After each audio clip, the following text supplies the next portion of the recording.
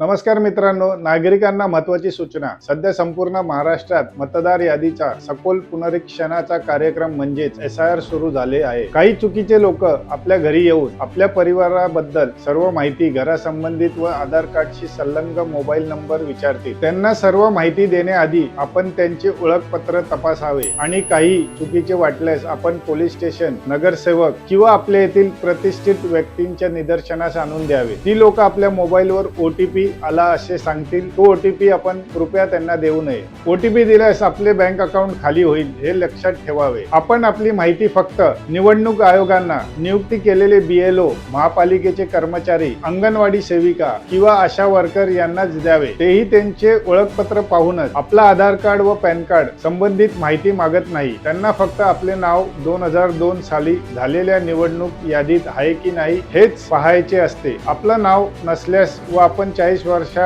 आतील असल्यास आपल्या आई वडिलांचे नाव आहे का पाहून त्यांच्या नावासोबत आपले नाव मर्ज करतात, म्हणजे नावासोबत जुळवणी करतात। ज्यांच्या घरी सुना आल्या आहेत त्यांना त्यांच्या आई वडिलांचे नाव कोणत्या मतदारसंघात आहे त्या यादीचे नंबर, अनुक्रमांक, मतदार केंद्र याची माहिती द्यावयाची आहे। सतर्क राहा, सुरक्षित राहा। धन्यवाद। कुमार काकडे फॉर चेंज, लोकांसाठी लोकांसोबत, टीम कुमार काकडे।